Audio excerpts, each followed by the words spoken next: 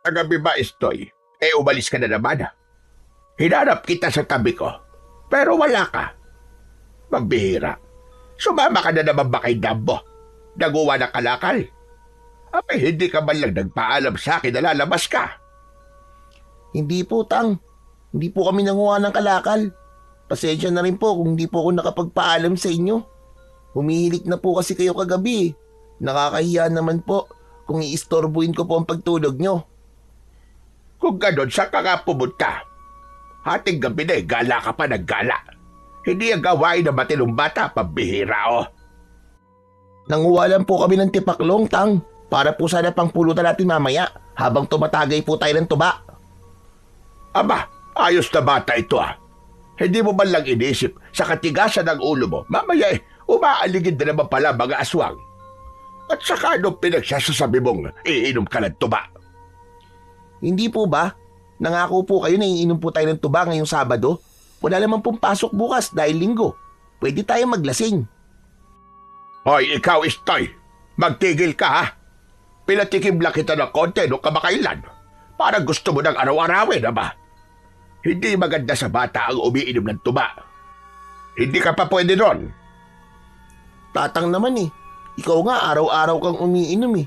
Hindi naman ako nagre-reklamo. Ba't sasagot-sagot ka pa talaga, ha? Lasinggero ka yata paglaki mo eh. Ang bata-bata mo pa eh. Alak lang nasa isipan mo. Kung ganun, mana po ako sa inyo, Tang. Biro lang po. Pero Tatang, sayang naman yung mga nahuli namin ni Dambo na tipaklong kung hindi naman natin makakain. Hindi masasayang yon. Uulamin na lang natin mamayang gabi. Prituhin mo. Tatang naman, masarap yun kapag may kasamang tuba. Huwag ka na magreklamo. Sinabi na bawal sa'yo at tuba eh. Gusto mo bang hampasin kita nitong bastok ko? Ano ba naman yan? Minsan lang naman eh. Umayos ka ha? Intindihin mo nga yung kagustuhan mo, Istoy. Ano na lang ang sasabihin ng mga kapitbahay natin kapag nalaman nilang hinahayaan kitang umiinom ng alak? Kung ako sa'yo, ay maghain ka na riyan na makakain na tayo. Bilisan mo at ako'y gutom na. Tanghali na kasi kung gumising. Ito na nga po, tatayo na. Padabog na tumayo si Istoy sa kawayang upuan at napapapadyak pa na tumungo sa kusina. Tinatamad man ay wala siyang nagawa kundi sundin ang utos ng kanyang lolo na si Tatang Buntoy. Nais niya sanang gawing pangpulutan sa tuba ang mga nahuling tipaklong kagabi. Ngunit salungat si Tatang Buntoy sa plano nito. Gayong bata pa siya at hindi maganda sa 10 taong gulang ang panay-antagay ng alak. Si Tatang Buntoy at Istoy na lamang ang namumuhay sa kanilang maliit at payak na barong-barong. Balo na si Tatang Buntoy sa kanyang asawa. Mga 10 taon na rin ang nakakalipas. Habang si Buntoy naman ay anak ng isang ulikba na dating kapitbahay ni Tatang Buntoy. Matapos manganak ay basta na lamang itong iniwan sa tabing ilog. Tila ba intensyong abandonin. Mabuti na lamang agad na nakita ni Tatang Buntoy ang sanggol. Kaya hindi ito napahamak. Siya na rin ang nag-aruga at nagpalaki sa bata. Simula ng iwan at lisanin ng ina nito ang baryo. Bagamat hindi sila biniyayaan ng anak dahil sa karamdaman ng yumaong asawa, itinuring ni Tatang Buntoy na isang biyayang handog ng langit ang pagdating ni Istoy sa kanyang buhay, na parabang isa itong sagot sa matagal na niyang panalangin. Hoy! Bilisan mo na riyan, Istoy! Maghain ka na! Huwag ka na kukupad-kupad! Ito na nga po, Tang, naghahain na. Ano po ba kasi yung ginagawa nyo? Nagdilinis ka na naman ng diamante mong hindi naman masangla-sangla. Habang naghahanda ng almusal, hindi sinasadyang natabig ni Istoy ang isang mangkok na babasagin. Mabilis itong nahulog at bumagsak sa saig. Kumalat ang mga piraso sa kanyang paanan. Ang isa sa matutulis na bubog ay tumusok sa kanyang balat na agad na nag-iwan ng matinding kirot kasabay ng pag-agos ng masaganang dugo. Aray ko! Aray! Tatang Buntoy, ang sakit! Tang, halika muna rito sa kusina! Dali! Bakit? Ano ba yun? Anak nang, ano na bang kasiyan? Pumalahaw si Istoy sa sakit habang pinagmamasdan ang paa na umaagos ang dugo. Dali-dali namang lumapit si Tatang Buntoy sa apo at sinapo ang paa nitong nasugatan gawa ng bubog. Asos! Napakaliit lang pala sugat eh. Malayo sa bituka yan. Itigil mo na yung pag-iyak mo. Para kang bakla. Pero tatang, ang dami po kasing dugo, tignan niyo. Oh. Baka po maubos ang dugo ko. Ay, nako apo. Hindi ka mauubusan basta ng dugo sa ganyang kaliit na sugat. Tignan mo nga. Parang kurot lang yan eh. Para kagat lang ng langgam. Ang dami po talagang dugo eh. Nakakatakot po, tatang. Ay, nako. Wala pa yan sa kalahati ng mga dugong dumanak sa akin nung ako'y nagtatanggol sa baryo laban sa mga dilalang ng dilim.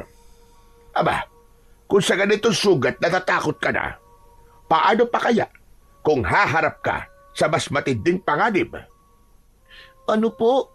Ano po bang ibig niyong sabihin, tatang? Abay, paano kita gagawin tagapangalaga ng mutya at ng medalyon kung ganyang kakaduwag? Ang tagapangalaga, apo, hindi lang basta matatag. Dapat marunong din magpigil ng takot. Hindi dapat bahag ang buntot. Ano pong sabi niyo, tang? Mutya at medalyon? Ano po ba yun? Saan naman po yun gagamitin? Oo, ang mutya at ang medalyon. Sa ngayon, mabuting huwag mo munang malaman. Bata ka pa para maintindihan ang mga bagay-bagay. Marami ka pang kakainin bigas. Ipaliwanag mo na lang po, tang. Malay niyo naman po, maintindihan ko. Hindi naman po siguro mahirap intindihin, hindi po ba? Hindi nga mahirap intindihin, pero mahirap paniwalaan. Kaya't huwag ka nang mapilit pa, apo. Dahil sasabihin ko rin sa iyo ang mga bagay-bagay na dapat mong malaman at matutunan sa tamang panahon. Opo, pero tang, hindi naman po siguro masamang matakot, di po ba? Wala namang masama na matakot, Istoy. Ang mahalaga, kahit natatakot ka, lumalaban ka pa rin. O siya, saglit lang at ikukuha kita ng dahon ng malunggay para tumigil ng pagdurugo niyan sugat mo sa paa. Sige po, tatang. Bumalik po kayo kaagad, ha? Naiwan si Istoy na nakasalampak sa saig, hawak ang kanyang paa na nasugatan, habang si Tatang Buntoy naman pansamantalang lumabas para kumuha ng dahon ng malunggay sa kapitbahay. Hoy! Ano yan ha? Hoy kawatan! Umalis ka nga riyan! Isang mariing tinig ang nagpatigil kay Tatang Buntoy habang pumipitas siya ng malunggay na gagamitin sa sugat ni Istoy. Napahinto siya at agad na lumingon. Nasilayan niya ang isang lalaking nasa 50 na pataas. May bahagyang maputing buhok at isang malaking peklat sa muka na bahagyang natatabunan ng mahaba nitong buhok. Bago sa paningin ni Tatang Buntoy ang lalaki, hindi niya ito nakita kailanman sa baryo at hindi rin pamilyar sa kanya. Teka, sino ka? Bago ka yata rito sa baryo namin. Ako si Unyok. At sandali, ikaw ang dapat tanungin ko ng ganyan. Sino ka ba? At bakit mo ninanakaw ang malunggay na tanim sa bakuran namin? Hindi ka man lang nagpapaalam ha. Basta-basta ka na lang kumukuha. Kawatan! Bakuran niyo? Hindi ba't si Meldang nakatira sa bahay na yan? Pwes hindi na ngayon. Kami na ngayon ang nagmamay-ari ng bahay at lupain na to. Wala na kayong karapatan na mamitas na kahit na anong tanim dyan. Napakamakasarili mo naman. Kakasalta mo pala dito sa baryo ganyan na agad ang asta mo. Hindi mo naman siguro mauubos lahat ng talbos ng malunggay na yan, ano? Aba, ikaw na nga itong walang paalam na namimitas. May gana ka pang magsalita ng ganyan. Ang kapal na nga ng mukha mo namang himasok sa lupa namin at mamitas ng hindi sayo. At ngayon, magmamataas ka pa. Noon pa man, kahit sino rito, pwedeng humingi o mamitas ng konting gulay. Ganun na nakasanayan dito sa amin. Nakasanayan nyo? Ibang tao na nakatira rito ngayon. Hindi lahat ng kaugalian nyo ay susundin ko. Ang sakin, kung anong sakin, akin. At wala ni isa ang makikialam. Kung talagang gusto mong tanggapin ka ng mga tao rito, matuto ka sana makisama. Hindi uso ang paghahari at pagiging sakim sa baryo namin. Hindi ko kailangan ng pagtanggap nyo. Basta malinaw, dito sa lupang to, ako ang masusunod. Kaysa lumala pa ito, mabuti pang makaalis na lang. Salamat na lang sa'yo. Mabuti pa nga. Wag na wag ka nang tumapak dito Kung hindi, talagang may kalalagyan ka. Si Raulo.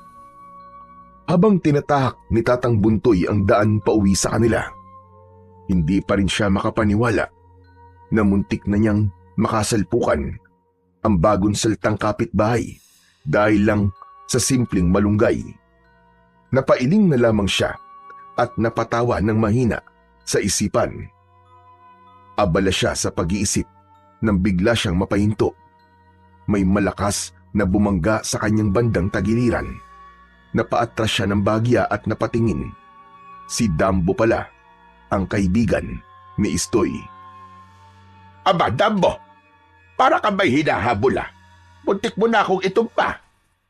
Naku, pasensya na po tatag Hindi ko po kayo nakita Ayusin mo ang lakad mo, iho. Hindi lahat ng daan ay para sa habulan. Saan ba ang punta mo? Sa bahay po niyo. Simula na po ba ng inuman ng tuba? Nahuli po ba ako? Ayon!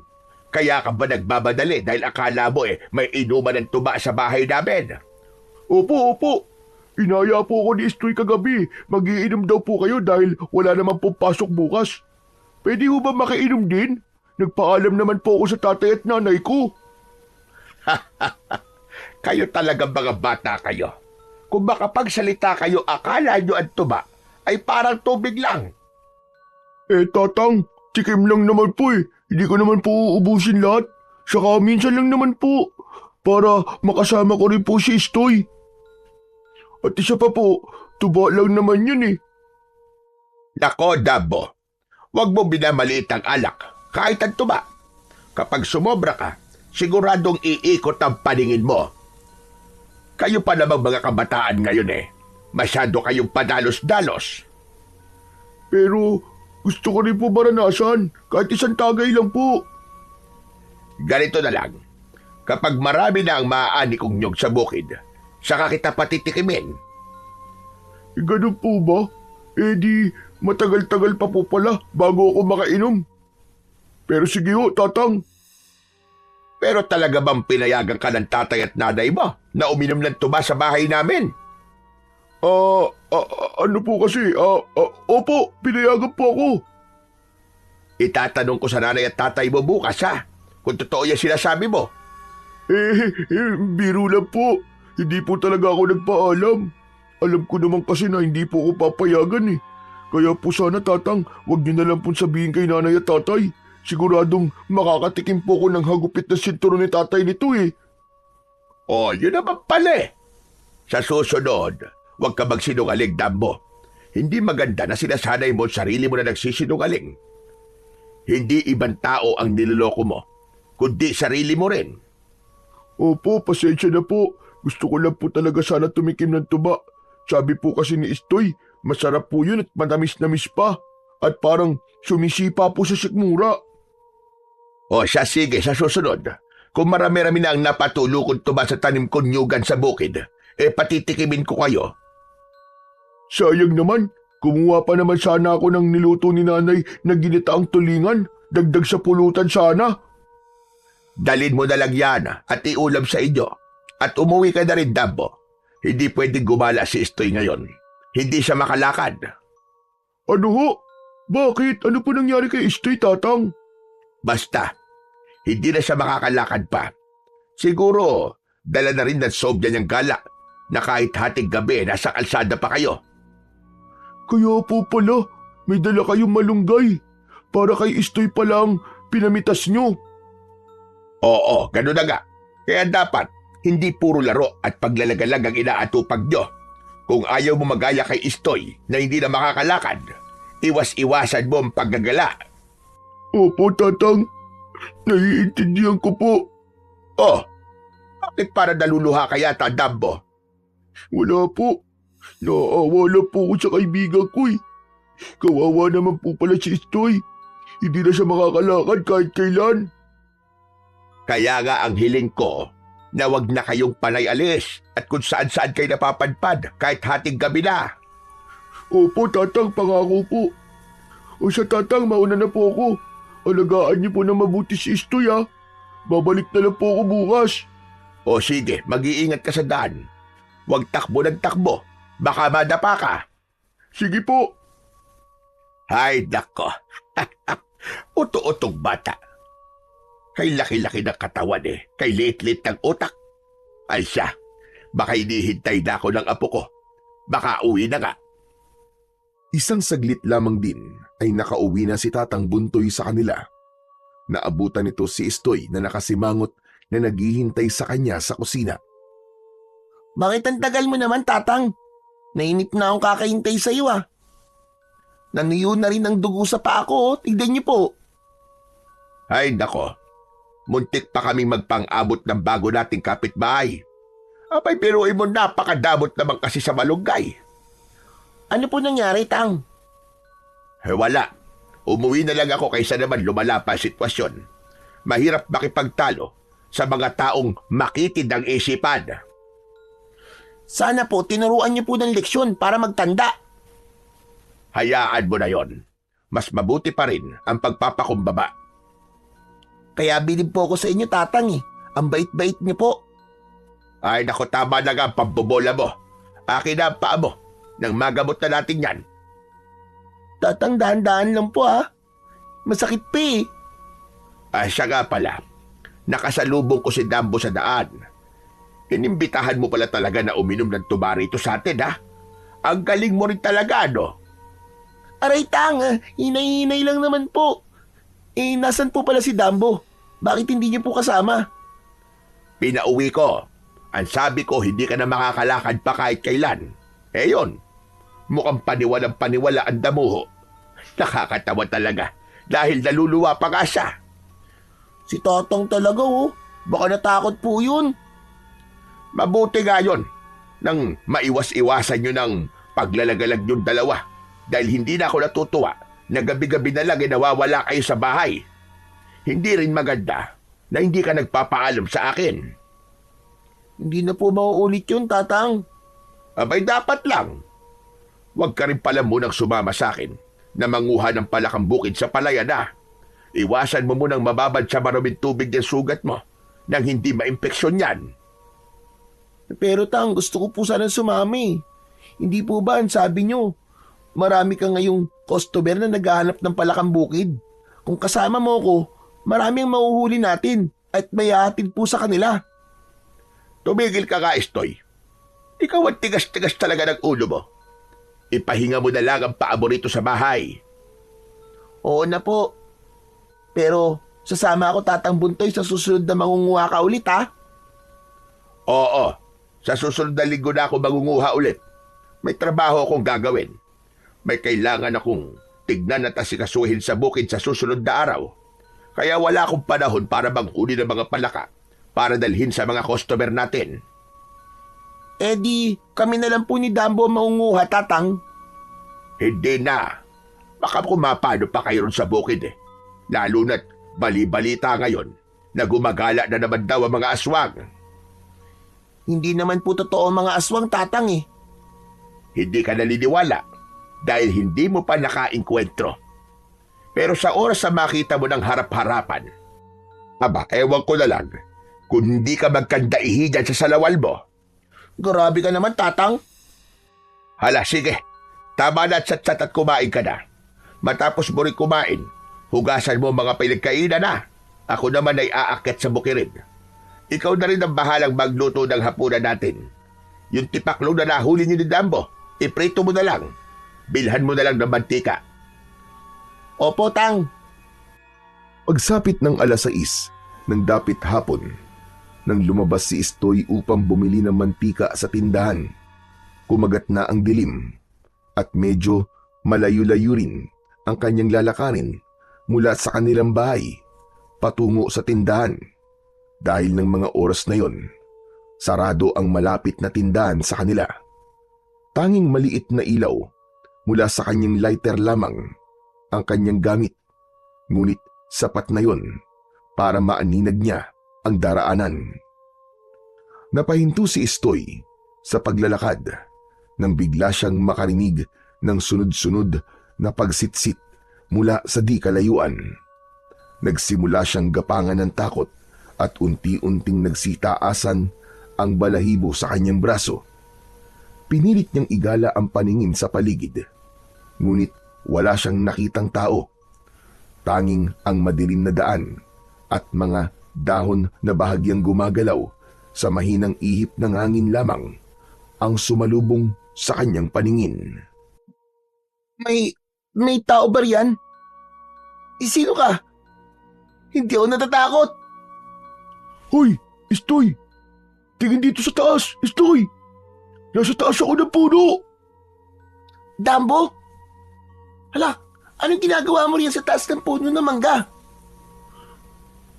Wala naman. Nagdanakaw lang ng mga mangga. Tignan mo, Istoy. Nakaisang supot na ako. Huwag ka maingay. Patay ka kapag nahuli ka ng tatay mo. Siguradong bugbog na naman ang aabutin mo niyan. Sira, si tatay nga nag-utos na nakawin ko mga bunga ng mangga rito eh. Ano ka mo? Totoo? Bakit naman? Malabo naman yung sinasabi mo. Saglit nga muna at bababa ako para hindi tayo nagsisigawan. Dahan-dahan ka lang ha, mag-ingat ka. Mamaya bigla kang Carmine sa pagnanakaw mo't mahulog ka pa dyan. O ayan, nakababa na ako ng ligtas at walang kahit isang galos. May bonus pang isang supot na mangga. O di ba ang galing ko? Pambihira, hindi ako makapaniwala na sarili mong tatay ang nag-utos sa'yo na akitin mo ang punong yan at nakawin ng mga bunga. Nainis kasi si tatay sa bagong saltang kapitbahay natin eh. Hindi mo ba alam na ang ilang mga lupa dito sa baryo natin ay binili na nila? Kaya yun, pinagdadamot na nila ang mga tanim. Nahulog ng isang mangga rito kanina tapos pinulot ni tatay. Aba, akalain mo, pinagsalitaan na kagad ng masama ang tatay ko na kesyo patay gutom daw. Anong nangyari? Nagpang-abot ba ang tatay mo at yung bagong may-ari ng lupang to? Munti ka na silang magsuntukan. Hinagis kasi ni tatay sa mukha ng may-ari nitong lupa yung balat ng manggang pinagkainan niya. Alam mo naman si tatay, di ba? Mahilig din sa gulo yun. Lalaban talaga yun. Tama nga ang sabi ni Tatang sa akin ng bagong kapitbahay natin madamot daw. Kanina kasi si Tatang muntik na rin mapalaban dyan sa bagong lipat na yan dahil lang sa malunggay. Kaya nga kung ako sa inyo, nakawin mo rin ang malunggay sa bakuran nila. Tsepuan mo na maimbing na ang tulog nila. Wala naman silang pwedeng pruweba laban sa inyo dahil tulog na nga sila eh. Ewan ko sa'yo, Dambo. At isa pa, huwag mo nga akong igagaya sa'yo. Malilintikan lang ako kay Tatang kapag ginawa ko yun, no? Yan ang problema kay Tatang eh. Masyadong mapagkumbaba at mabait. Oo, hindi kami gaya mo, natuso at pangit ang ugali. Grabe ka naman makapagsalita sa akin. Pero teka, maiba nga tayo. Akala ko ba, hindi ka na makakalakad kahit kailan? O bakit nakakatayo ka ngayon? Sira, naniwala ka naman kay Tatang. Niloloko ka lang nun. Hindi yun totoo. Ayaw niya lang talaga akong gumala. Yun lang yun. Sayang. Pinagawan pa naman kita kay tatay ng saklay. Sira ulo ka talaga, Dambo. Siya nga pala. May plano sana ako eh. Oh, Ano na naman ba yung plano mo na yan? Papasukin sana namin ang abandonadong gusali doon sa likod ng sementeryo. Kaso, umatras yung mga kasama ko. Nangihinayang nga ako. Marami kasing kalakal doon eh. Eh kung tayong dalawa na lang kaya ang kumuha ng kalakal doon. O ano? Ayaw mo? Dagdag baon din yun. Baka hanapin kasi ako ni Tatang eh. Wala pang sinaing at hindi pa rin ako nakakapagluto ng ulam. Baka mapagalitan na naman ako eh. Ano ka ba? Mabilis lang naman yun eh. Babalik agad tayo. Sigurado ka ba, Dambo? Oo nga. Promise. Sandali lang talaga. Bahagyang natahimik si Istoy, nagdadalawang isip kung dapat ba siyang sumama kay Dambo sa pangangalakal o hindi. May takot siyang baka mahuli sila ni Tatang Buntoy. Ngunit may bahagi rin sa kanyang kalooban na naghahangad na sumama. Naiisip niyang ang malilikom na pera ay malaking tulong din na pandagdag sa kanilang gastusin at magiging pambaon niya sa paaralan. O ano? Nakapagdesisyon ka na ba? Huwag ka na magpaligoy-ligoy pa. Tara na. Sige, sasama ako. Pero siguraduhin mong hindi tayo magtatagal ah. Oo naman. Paano yung mga manggandala mo? Alangan naman na dalhin pa natin yan doon. Malamang hindi, syempre. Iwan muna natin yan dito. Babalikan ko na lang mamaya. O ano pang iniintay mo? Halika na, para makabalik na agad tayo. Tinahak ni na Istoy ang daan patungo sa isang abandonadong gusali. Matagal na itong iniwan at hindi napapakinabangan. Subalit marami pa ring kagamitang naiwan sa loob. Noon ay may nagbabantay pa sa lugar. Ngunit kalaunan ay tuluyan na rin itong napabayaan. Teka, Dambo. Parang kinakabahan ako ah. Huwag na lang kaya tayong tumuloy. Masama ang kutob ko sa binabalak natin na to eh. Hindi ko alam ah. Para bang may nagtutulak sa akin na huwag nang gawin pa ang plano natin? Pambira ka, Istoy, oo.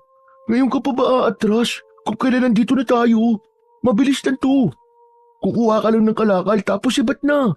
Isa pa, wala namang magagalit sa'yo kasi wala namang makakakita sa pagnanakaw na gagawin natin eh. Kinakabahan talaga ako eh. Alalahanin mo, marami pa tayong bayarin na kailangan bayaran sa paaralan, di ba? Sayang din yung pera. Tulong mo na lang to kay Tatang Buntoy. Pambihira, oo. Oo na. Sige na nga. Magtiwala ka sa akin, Istoy. Wala masamang mangyayari sa atin. Ganito, mauuna akong pumasok. Tapos sumunod ka kagad ha. Ako na ang pupulot ng mga kalakal. Tapos ikaw ang maglalagay sa sako. O ano, ayos ba? Sige. O tara, halika na. Grabe. Ang dilim dito, wala akong makita ng isa. Ang hina kasi ng flashlight nitong lighter na dala ko. Hindi ka rin nagdala ng sayo. Huwag ka na nga magreklamo. Kapakapain mo na lang. Kahit saan naman sulok dito, maraming kalakal eh. Ang sangsang pa ng amoy sa lugar na to. Parang amoy patay na daga. Nakakasulasok na amoy. Ang sakit sa ilong. Para ako masusukay. Ang arty mo naman. Hindi ako maarte no. Sinasabi ko lang naman ang totoo. Bakit hindi mo ba naaamoy yon? Malamang naaamoy ko rin. Pero mas mahalaga sa akin ang pera. Alam mo ikaw, mukha ka talagang pera kahit kailan. Hindi naman masyado. Grabe ka naman sa akin. Pero alam mo ba, Istoy? May bali-balita eh. Dito raw kasi tinatapon ng mga bangkay ng mga taong biktima ng karahasan. Huwag mo nang pansinin ang amoy. Basta't mag-focus ka na lang sa goal natin. Siraulo ka pala, Damboy. Kung alam mo na gano'n na pala ang bali-balita dito, bakit pa tayo tumuloy? Gusto mo bang mapahamak tayo? Kailan ka ba matatapos sa walang katapusan mong pagrereklamo, ha? Ikaw talaga. Nandito tayo para manguha ng kalakal, hindi para magdadadakdak ka. Nakakainis ka naman kasi. Tumigil ka na nga para matapos na tayo kagad. Ito na nga oh, kinakapa ko na nga lang eh. Hindi ko kasi maaninag ng maayos. Papatay-patay pa tong flashlight. Nakakabwisit. Teka. Ano ba tong basang nakakapa ko, Istoy? Istoy, halika nga rito. Ilawan mo nga. Ang lansya eh. Oo, ito na. Nyay! Ano yan, dugo? Ay, ang daming dugo. Sa galing yan. Halika, sundan natin. Teka, Dambo. Ayoko, umalis na tayo rito. Natatakot na ako eh. Huwag kang ang kabahan. Nandito naman ako eh. O ayan, hahawakan ko na lang ang kamay mo at sabay nating tatahakin ang daan kung saan nagmumula ang bakas ng dugong yan. Huwag na, Dambo. Hayaan na lang natin yan. Hindi naman importante kung saan nagaling ang dugo na yan eh. Huwag ka mag-alala, Istoy. Hindi kita iiwan kahit anong mangyari. Kabadong hinakbang ni Istoy ang kanyang mga paa. Nanginginig ang kanyang mga binti habang sinusundan ang bakas ng dugo. Oh, ito yata ang pinagbulan ng dugo. Ilawan mo nga ng maayos nang makita nating mabuti. Natigilan ang dalawa nang malinaw nilang masilayan ang isang hindi pangkaraniwang nilalang. Abala at wari sarap na sarap sa paglantak ng lamang loob ng isang tao. Natigilan sila at halos hindi alam ang gagawin. Lalo nang dahan-dahang lumingon ang hindi maipaliwanag na nilalang sa kanilang direksyon. Ay, Dambo, anong klaseng nilalang yan? Hindi ko rin alam. Pero pag bilang ko ng 3, aalis na tayo kagad ha. 1, 2, 3, takbo! Diyos ko, anong klaseng halimaw yun? Aray ko, ang paa ko! Dambo, wag mo akong iwan, puwisit ka! Akala ko ba walang iwanan? Bilisan mo kasi tumakbo. Baka maabutan tayo ng aswang na yon. Siguradong patay tayong dalawa. Nakita niya tayo panigurado, kaya pagtirigyan niya na tayong dalawa ngayon. Kinakabahan ako. Gusto ko na umuwi. Halika, dito muna tayo magtago. Huwag ka maingay. Ano yun? Bakit siya kumakain ng laman ng tao? Siyempre, aswang siya. Imposible. Wala lang aswang sa panahon ngayon. Anong imposibleng sinasabi mo? Harap-harapan na nga natin nakita, hindi ba? Anong matatawag mo sa nilalang na yun? Sige nga, aswang lang naman ako makain ng tao.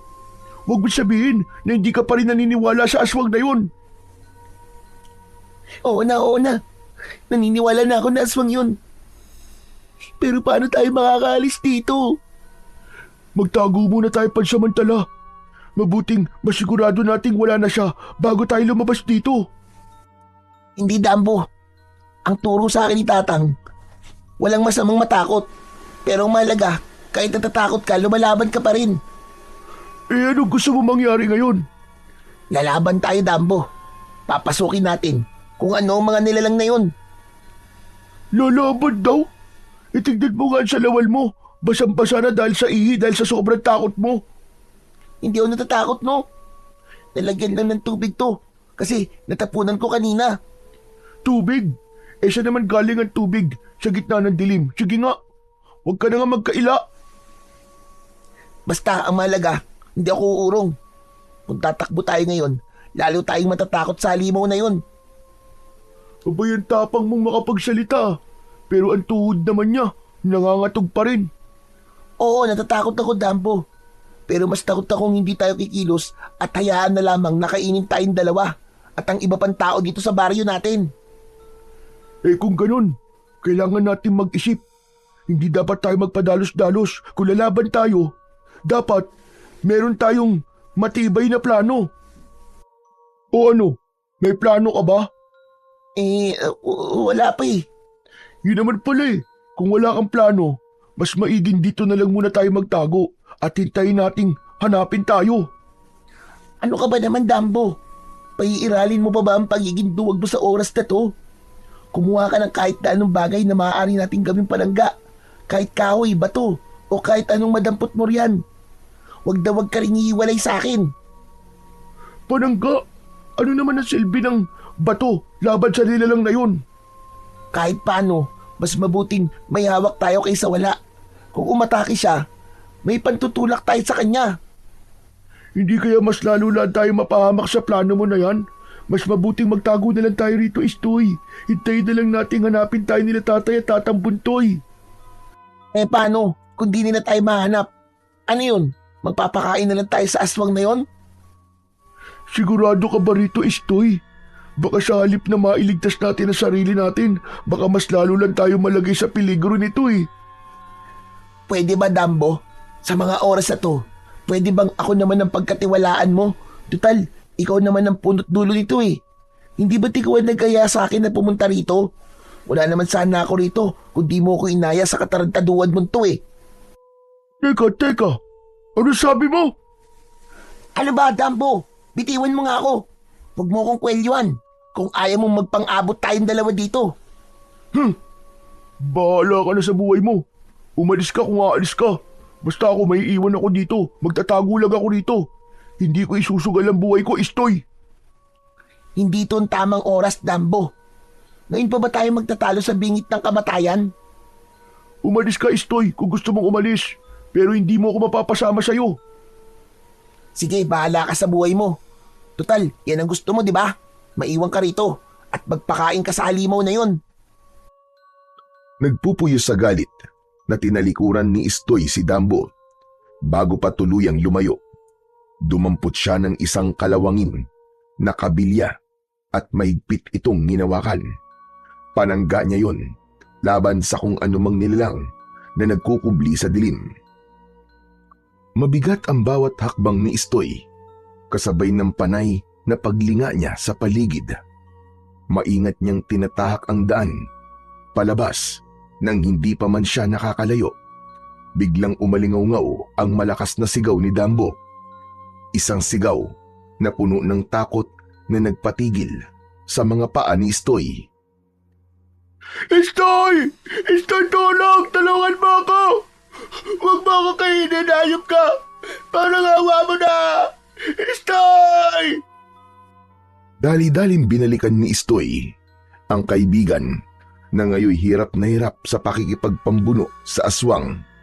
Nanginginig ang kanyang mga kamay, ngunit pinilit niyang itaas ang hawak na kabilya. Sa isang iglap, buong lakas niya itong inihampas sa balikat ng nilalang. Napasinghap ang aswang. Nagpakawala ng matinis na pag-igik na tila pinagsamang huni ng paniki at alulong ng aso. Hoy! Hayop kang halimaw ka! Bitiwan mo ang kaibigan ko! Ha? Salamat sa Diyos at binalikan mo ako! Sige pa, Istoy! Hampasin mo pa ng hampasin, huwag kang titigil! Aray! Agapti! Nasugatan niya ako sa braso! Ang tigas kasi ng ulo mo eh. Hindi ba sinabi ko na sa'yo na sumama ka na lang sa akin? Tumayo ka na nga riyan hanggang may oras pa! Muling umamba si Istoy at pinuntirya ang ulo ng halimaw. Ngunit mabilis itong nakailag at sa halip ay sumugod sa kanya. Napaatras si Istoy. Halos madapa na siya sa takot. Ngunit nagawa niyang iharang ang kabilya. Ano ba, Dambo? Tumayo ka na nga riyan, sabi! Tulungan mo ako rito! Hindi to panahon para indayin mo mga sugat mo! Kukuha ko na pwedeng panlaban! Libangin mo muna ang halimaw na yan, Istoy! Bilisan mo! Wala na tayong oras! Sigurado magiging pangimagas tayo dito kapag hindi pa tayo nakaalis sa lugar na to! Ito na nga oh! Ito na! Hoy! Bakit na aswang? Dito! Dito! Mabilis na inihagis ni Dambo ang napulot na bato at diretsyong tumama ito sa ulo ng aswang. Napaurong sandali ang halimaw bago ito bumaling kay Dambo na may naglalagablab na galit sa mga mata. Bigla itong umalulong, isang napakalakas at nakakabingi na sigaw. Diyos ko po, Istoy! Parang hindi yata gumana! Isa pa, Dambo! Batuin mo pa! Dali! Wala na akong bato eh! Ikaw na! Ikaw na bahala! Mabilis na tumalon ng aswang papunta kay Dambo. Nakaabang ang matutulis nitong kuko. Napasigaw si Dambo habang tinangka niyang umiwas. Diyos ko, wag! Wag po! Magbabago buhay na po ako. Hindi na po ako magiging pasaway pa. Lord, basta makaalis na po kami rito sa lugar na to. Magbabago na po talaga ako, Lord. Agad na sumugod si Istoy at inundayan ng malakas na hampas ang likod ng halimaw. Umalingaw-ngaw ang matinis na iyak nito. Hoy, halimaw! Huwag mong gagalawin ang kaibigan ko! Ako ang makakalaban mong hayop ka! Mga bata, mga walang muwag, kayo ang pinakamasarap na magiging paghimagas ko. Diyos ko po, narinig mo ba yun, Istoy? Kakainin daw niya tayo. Hindi mangyayari yun, Dumbo! Halika na! Bilisan mo! Takbo na! Dito ang daan, Istoy. Doon sa may masukan na parte, hindi makakasingit na mabilis ang halimaw ron.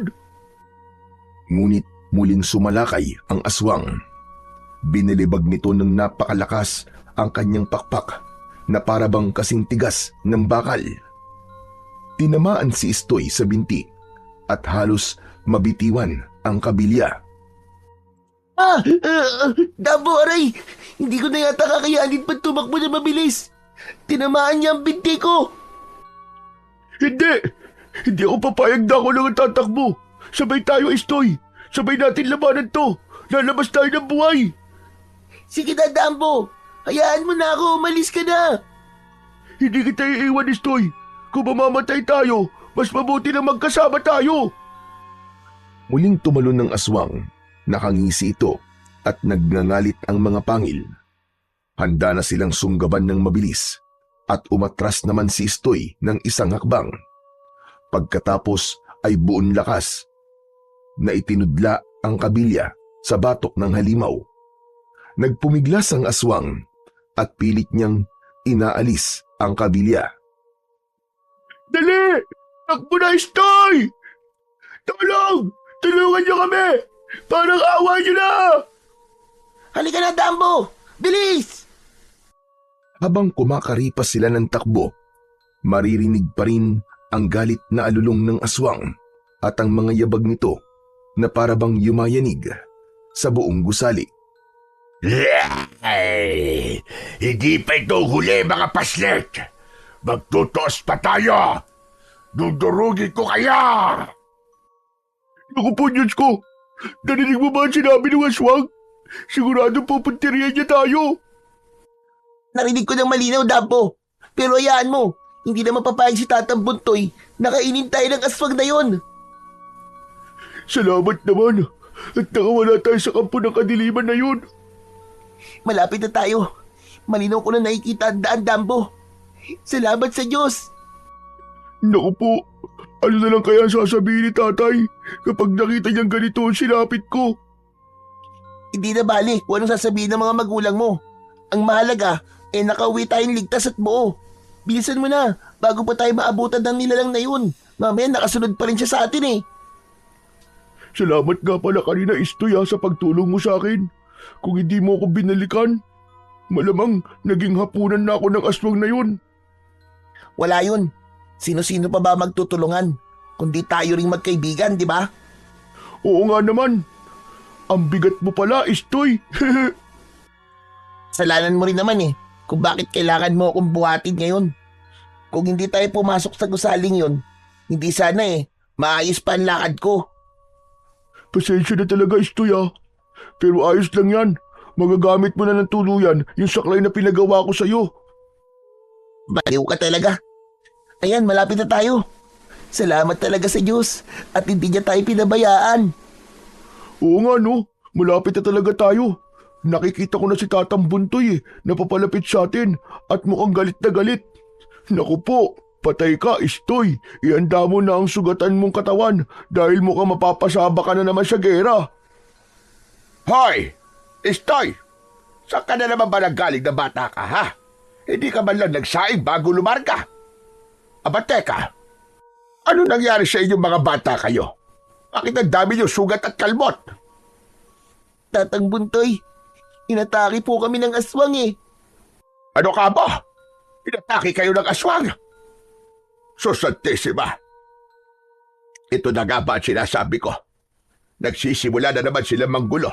Ngayong alam nilang nangihina na ako at hindi ko na sila kakayanin pa ng mag-isa. Nakakatakot po ang itsura ng aswang, Tatang. Ang tatalim po ng mga kuko niya. Para pong kaya niya akong wakwakin sa isang hampas lang. Tapos maitim po ang balat ng kulay ng balat niya. Parang abo po na sinunog. At ang mga mata niya kasing pula po ng baga. Tapos may pakpak pa. Kasing lapad po ng pintuan ng bahay natin. Baka nga doble pa eh. Ganyan talaga ang mga halimaw na yon. Pinalalakas sila ng takot na mga tao. Kapag natatakot ka, lalo silang nagiging mapanganib. Sa katunayan nga po, natatakot nga po kami, Tatang Buntoy, dahil pinagbantaan po kami ng aswang na yun. Paano po kung bumalik siya, Tatang Buntoy? Saka na natin isipin ang bagay na yan. Hindi ko naman kayo pababayaan. Sa ngayon, ay pumasok muna kayo sa loob at gagamutin ko mga sugat yung dalawa. Sana'y maging leksyon na rin yan sa inyo na huwag na kayong maggala-gala tuwing gabi.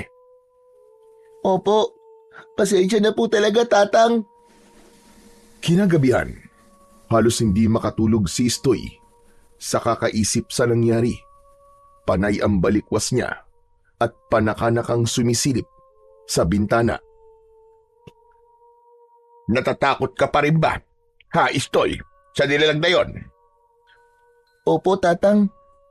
Ramdam ko po na parang anumang oras po ay sasalakay siyang muli. Kayanin mo. Kayanin mo, Istoy. Huwag kang panghinaan ng loob. Tandaan mo, hindi sa laki ng katawan o sa tibay ng braso na susukat ang tapang ng isang tao, kundi dito sa ating puso. Kapag umatras ka, ibig sabihin, binigay mo sa kanya ang buhay mo. Hindi ko alam kung sapat na bang panangga itong kabilya kapag bubalik ulit ang halimaw na yun, Tatang. Saglit lamang at may ibibigay akong regalo sa iyo. Tumayo si Tatang Buntoy sa higaan at diretso ang tungo sa kanyang pinakaiingatang kahon. Inuha niya mula roon ang madalas niyang linisan na makinang at makinis na bato at isang kwintas na nakaukit na mata ng kwago. Inabot niya ito kay Istoy na may bakas ng pagkalito. Yan ang pinakamalalakas na sandata laban sa kanila, Istoy. Hindi halimaw ang dapat mong katakutan, kundi ang sarili mong takot. Ang takot ang makakapagpigil sa iyong kakayahan para puksain sila. Ano naman pong gagawin ko sa mga ito, Tatang? Isang bato lang at isang kwintas na may nakaukit na mata ng kwago? Pwede ba talaga itong gawing panangga sa mga aswang? Parang hindi naman po. Sinisigurado ko sa iyo, Istoy, mapoprotektahan ka niyan laban sa kahit na sinong aswang. Ang mutyang yan ay hindi basta-basta bato. Matagal ko nang iniingatan ng mga yan. At itong medalyon na ito, may kaakibat itong kapangyarihan. Ha? Pero paano po? Para lang siya pirasong bato ah. Hindi naman po ito matalim. Hindi ko pwedeng maipukpok. Paano kung atakihin po nila ako, Tatang? Ang lakas ng butya at ng medalyon ay hindi nakikita sa talim o sa bigat nito. Teka. Mutya at medalyon? Ito po bang nabanggit nyo kamakailan? At ito rin po ang madalas yung linisan na diamante? Hindi po ba, Tatang? Ito ngayon, ang nakaukit na matarian ay mata ng liwanag. Ito ay simbolo ng paggabay ng may kapal. Kapag sinuot mo yan, hindi ka basta-basta malulupig o malalapitan ng puwersa ng dilim. Ang mga pakpak nila'y manghihina at ang mga pangil nila'y mawawalan ng bagsik. Totoo po ba yan, Tatang? Parang ang hirap naman pong paniwalaan. Kung ganun kalakas ang mutya, bakit hindi na lang nyo agad ginamit laban sa mga aswang? Dati ko na yung nagamit sa kanila, Istoy. Ngunit may panahon para sa lahat ng bagay. Hindi maaaring hawakan ng sino mang may takot o pagdududa ang mutya sapagkat mawawala ang bisa nito. Kailangan ng dalisay na loob at matatag na puso. Kaya sa iyo ko ipinapasa. Naniniwala ka ba sa sinasabi ko sa iyo? Sa akin, Tatang? Pero ako po, alam niyo naman po siguro kung gaano po ako kaduwag. Kahit sino naman, Istoy, ay pwedeng matakot.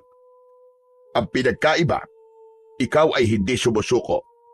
Ang mutya at ang medalyon ay hindi para sa pinakamalakas o kung sino mang matapang, kundi para sa may pusong hindi bumibitaw, gaano man kalakas ang kalaban. Pero Tatang, sandali lang. Kung makahabilin ka naman sa akin itong mutya, parang hindi na tayo magkikita. Sinisigurado ko lang na mabuting kabay ang hahawak sa mutyang matagal ko rin pinakaiingatan. At isa pa, matanda na ako.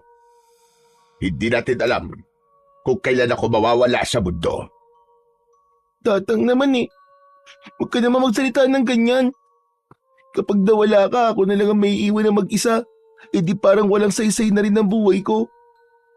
Inabandon na nga po ako ng sarili kong ina tapos iiwan niyo pa ako. Oh, bakit naiiyak ka na riyan? Ikaw naman kasi Tatang eh, tinatakot niyo po ako eh. Tatang, ayoko mawala ka. Hindi ko po kakayanin yun. Ay, nako, apo ko. Halika nga rito at nang mayakap kita. Hala, sige na. Tahan na. Hindi mawawala si Tatang. Hindi ako aalis sa tabi mo, apo. Tatang, huwag niyo na pong babanggitin ulit yun, Tatang ha. Kung hindi, magtatampo na po talaga ako sa inyo. Oo na. Basta bilid ko ay pag-ingatan mo yung mutya na hawak mo at ang medalyon. Magtiwala kang maliligtas ka ng mga yan. Kung ganun po, susubukan ko po magtiwala. Kung darating man ulit ang aswang, haharapin ko po sila. At kapag dumating ang gabing yun, Istoy, ang mga yan at tapang mo ang siyang magiging huling harang sa kanilang kasamaan. Opo, O siya, sige na. Matulog ka na at sasanayin pa kita bukas. po, sasanayin po Tatang sa ano? Sa pakikipagpambuno sa mga halimaw na yon, tuturuan kitang humawak ng punyal at kung saan parte ng katawan ng aswang ang dapat mong tamaan. Aba, ayos po yun Tatang. Excited na po ako. Huwag ka masyadong masaya dahil hindi madali ang magiging pagsasanay mo. Opo Tatang. Tatang, paano po pala kapag napasakamay po ng mga aswang ang mutya at ang medalyon na ibinigay niyo po sa akin? Ano pong mangyayari? Aba, kapag nangyari yon, katapusan na nating lahat dahil ang mutya na yan ay makapagbibigay sa kanila ng lakas. Doble sa lakas na meron sila ngayon at buhay na walang kamatayan. Paniguradong paghaharian na nila ang sanlibutan. Kaya, pag-ingatan mo yung maigi, gaya ng iyong buhay. Opo Tatang, pinapangako ko po sa inyo. O siya, matulog ka na. Bukas na yung mga tanong mo dahil antok na talaga ako. Sige po Tatang, good night po. Mahal na mahal po kita Tatang. Mahal na mahal din kita, apo. O siya, sige na. Magpahinga ka na. Kinabukasan, maagang pumanhik sina Tatang Buntoy at Istoy sa paanan ng bundok dahil doon sila magsasanay. Binigyan ni Tatang Buntoy ng punyal si Istoy at itinuro rito ang tamang paggamit doon. Tatang, pahinga po muna tayo. Kanina pa po tayo nagsasanay eh. Nananakit na po ang buong katawan ko. Nanginginig na po ang binti ko, Tatang. Parang kagabi lang nananabik ka. O bakit ngayon ay nagre-reklamo ka na? May pasok pa po bukas, Tatang. Tapos, tadtad din po ng galos at sugat ang katawan ko. Sino pong hindi magre-reklamo? O siya, sige na. Magpahinga ka muna. Mamayang 4:00 bababa na rin tayo. Sige po, Tatang. Salamat po. Ay, Diyos ko. Alam mo ba, Istoy, na dati ay may isang matandang babae na nakatira sa tuktok ng bundok dito sa ating lugar. Ang matandang babae ay nagbebenta ng mga karne. Nilalako niya ang karne sa bayan. Saan po nagmula ang matandang babae, Tatang? At paano po siya napadpad sa tuktok ng bundok? Walang nakakaalam kung saan nagmula ang matanda. Bigla na lamang itong lumitaw sa tuktok ng bundok. Wala ni isa man sa mga tao ang lubusan na nakakakilala sa matandang babae. Kahit ako, hindi siya pamilyar sa akin. Sobrang payat ng matanda. Naakalain mo na kinukulang na ito sa pagkain. Maitim rin ang balat, bulok na ang mga ngipin at puti na rin ang mahabang buhok. Nasa tansya ko ng mga panahong yon ay nasa edad 70 na ito. Ganun pa man, kahit bakas na ang katandaan, nagagawa niya pa rin kung minsan ang bumaba sa bayan upang magbenta ng mga karne. Ang sabi ng ilan, ito raw ang kabuhayan ng matandang yon. Tatang, saan naman po galing ang karne na ibinibenta niya? Yun ang hindi ko alam at walang nakakaalam. Basta lumago ang kanyang customer. Dumami ng dumami ang mga bumibili sa kanya. Lalo na't napakamura ng presyo ng karne na binibenta niya. Kalahati labag ang presyo, biruin mo, kumpara sa karne na binibenta sa palengke. Mukhang sariwa rin, kaya naging patok sa masa. Kaya nga hindi na nakapagtataka kung bakit mabilis maubos at minsan kinukulang pa nga ang karne. Dahil talaga namang nag-aagawan ang mga namimili. Kung ganun, naging tanyag po pala ang pangalan ng matandang yun, Tatang. Oo naman, nakilala siya.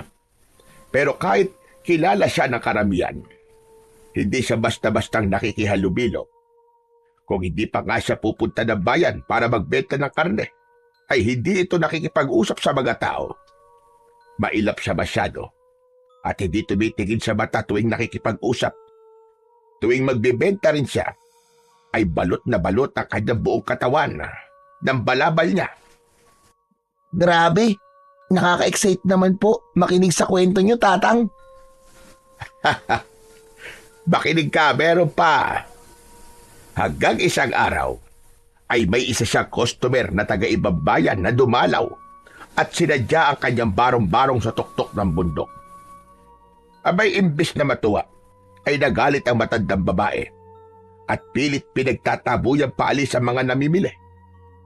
Hanggang isang araw, ay kumalat na lamang ang hindi magandang balita tungkol sa malansang amoy sa paligid ng bahay ng matandang yon. Nakakasulasok na amoy na para bang nabubulok na laman. May iilang kasi nagtatrabaho sa palayan na napapadaan sa bahay ng matandang yon. At ang madalas nilang reklamo, hindi nga kaaya-aya ang amoy. Ano pong nangyari doon sa matanda? Ilang araw na hindi nagbenta ng karne ang matanda. At nang makabalik na ito, naging matumal na rin ang paninda. Dahil lang hinala nila, hindi lang yung bastang karne. At ang mas nakakabahala pa, ang mga customer na bumibili sa kanya ng karne, ay basta na lamang naglalaho na parang bula. May isang nakasaksi rin na lumalabas ito ng kanyang barong-barong tuwing kabilugan ng buwan. Namataan din siya minsan isang gabi sa tabing ilog na punong-puno ng dugo ang damit. Namumula ang mga mata at parang kakaiba ang kinikilos. Hala, Tatang, nakakatakot naman po yan. Kung ganun, sino po may gawa ng pagkawala ng kanyang mga customer?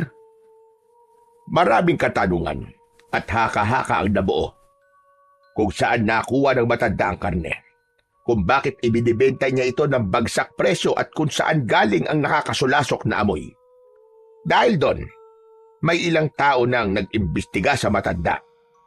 Hanggang isang araw, isang lalaki ang lakas loob na nanghimasok sa bahay ng matandang babae. Pinagbintangan niya ang matanda sa misteryosong pagkawala ng kanyang asawa. 2 araw lamang matapos bumili ng karne na binibenta nito. Ano pong sunod na nangyari? Hindi na po ako makapaghintay na marinig ang mga kasunod, Tatang. Sandali lang. Nang araw na pasukin niya ang bahay ng matanda, wala ito ron. Nagkataon na umalis ito. Ganun na lamang ang pagkabigla niya sa mga kanyang nasaksiyan. Sa iisang silid sa maliit na barong-barong ng matanda na yon, natagpuan niya ang pugot na ulo ng kanyang asawa. Mulat ang mga mata, kasama ng iilang pang mga bungo. Napagtanto nila na ang karning inilalako ng matanda ay hindi lamang basta karne, kundi karne ng mga tao. Hala, ano po nangyari sa matanda, Tatang? Ano pong ginawa sa kanya? Sa galit ng buong baryo, ay kinuyog siya. Umamin siya na mga tirang karne niya mula sa pagpuntirya ng mga tao ay nilalako niya.